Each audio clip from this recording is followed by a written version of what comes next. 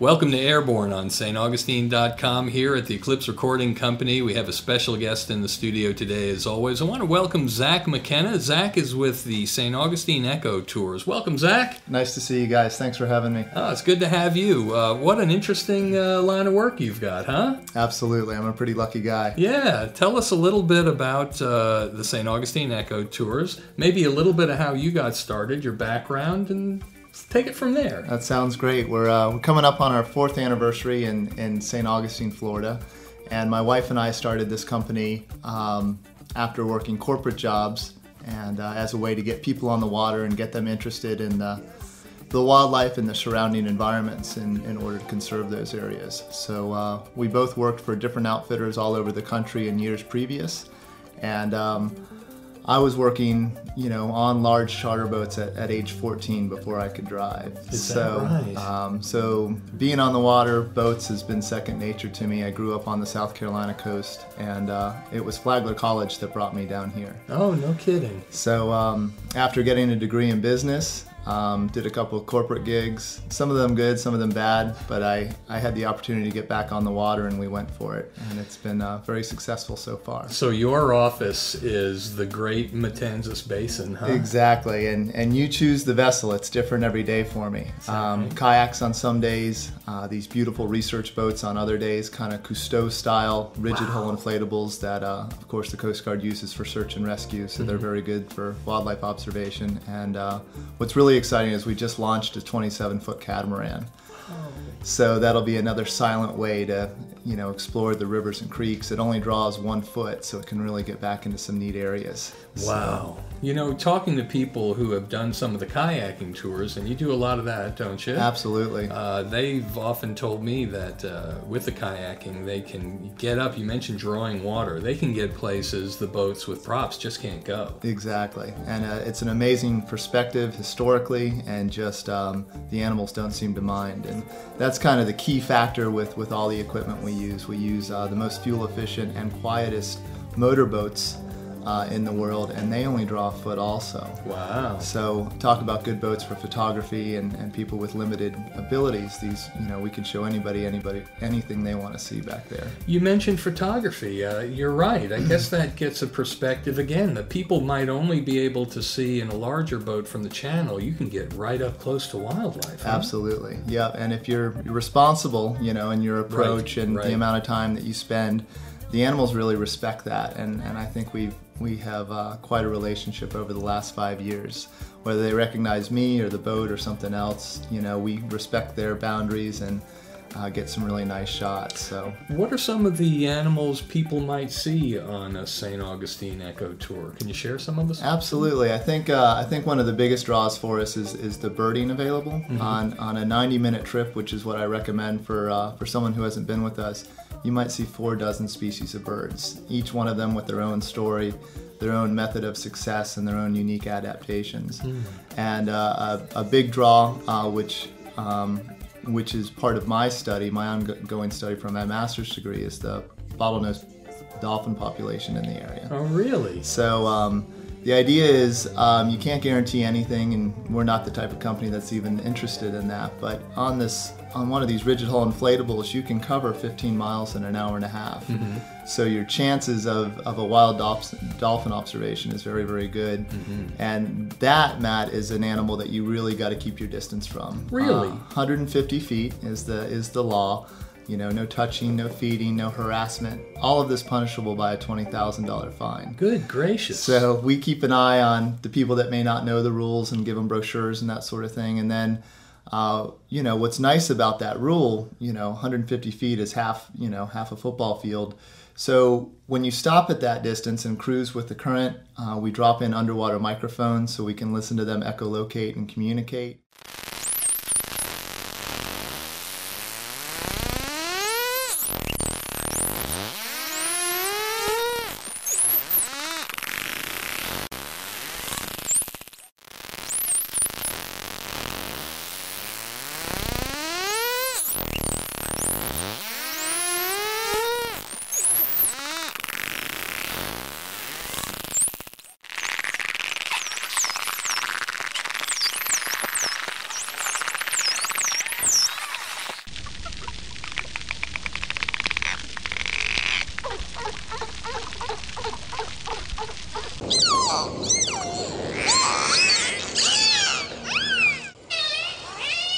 that's when you're going to get the best viewing, because you've given them their space to eat. Remember, these animals never sleep. Where are some of the places you launch? Where do you set So off? absolutely, the headquarters for this company is at the St. Augustine Municipal Marina. We have a nice relationship with the city. Oh, that's and, great. I think we have the most commercial dock space there, which is rather expensive but well worth it. But people can walk right off the street onto one of these vessels and be somewhere they never expected to be in 10 minutes. So so that's headquarters for most of the sailboat and the motorized boat. And we have a new program with St. Johns County called Paddle St. Johns County. Beautiful. Giving us 17 different paddling locations. Wow. And it was a contract that we won, and we actually pay the county to do it. Oh, that sounds like a great time. And this sort of thing as well, you don't just do it once and say, there, I've done it, because there's seasonal aspects, aren't there? Absolutely. Tell us about and I think the reason I can do it for 20 years is I can't wait to get out there. Mm-hmm. So we're collecting data on these trips, and you get a different group of birds in the winter than you do in the summer. You get different dolphin behaviors throughout the different seasons. And I think our number one customer, who's a local here, because we're about 50% local, 50% visitor, Mm-hmm. has been with us 32 times in 4 years. Really? And every trip she's mentioned that I talked about something slightly different, or we went in a totally different direction. So the possibilities are limitless as far as what direction we go and what we might find on this adventure. What do you look for in guides? Oh man, it's for us, it's been lucky. They've come to us. So we have individuals, I think, picking up the pulse of our company. We do a lot of community service, so they might read about that. We do a lot of animal rescue, whether it be bird, dolphin, manatee. Whatever's hurt, if it's on the water and people can't get it, we go get it. No kidding. It fits right into what Melanie was saying from Hawk, because a lot of our animals will end up with her. Mm-hmm. So we do our best to support her also. Our captains need to be certified captains to the U.S. Coast Guard, so Right. that's a big process. Right. The kayaks have to go through special training, and then the sail instructors are also specially trained also. So if you know how to do one of these things, that's only half of it. Yeah. Because now we need to teach you the interpretive side. Right. And so each one of these guides, regardless of where they come from, biology degree, or maybe they're just a trained naturalist, Yeah. they'll spend 150 hours with another guide before they're released Wow. to do their own trips. And some people get halfway through it and, they can handle the boat and they're good at spotting wildlife, but, maybe they can't keep the conversation up, or maybe they can't pull the information out of the guests. Yeah. And so we've got a wonderful group of people that are all really, really dedicated. This is certainly a job. This is your part-time job.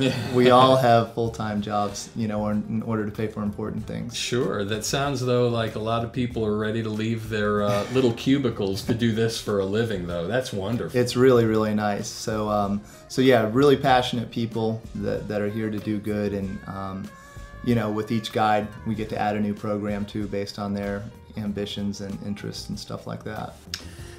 The word eco, as in eco tours, gets thrown around a lot, and maybe a little too casually, but I know in your case it's intrinsic with what you do. What does it mean to you when you use that term in the very name of your business? The word eco or eco, thrown into everything that's supposed to be green and better for you. In the beginning, remember, it stands for ecology. Right. And ecology is the backbone of this business. It's our educational curriculum. So ecology is defined as the relationship between plants, animals, and their environment. And that's, I think, in one word, it was too perfect for what our goals and our mission was for this area and for some of the projects we have going on. You sound like someone who looks forward to your day. Absolutely. Can't wait to get you out there. I think I'm ready to go. It sounds like a great time. I hope we can have you back as we get into these different seasons and learn more about maybe what people can see in a particular time of year here in Northeast Florida. Could you do that? I'd love to do that. Sounds great. Oh, that'd be great to have you. Thank you again. Zach McKenna with St. Augustine Eco Tours. Really appreciate it. Thanks a lot, Matt. You've been Airborne with Matt Jeffs on staugustine.com, bringing interesting people from your world so you can stay dialed into your community and the folks who make it tick. See you next time, everybody.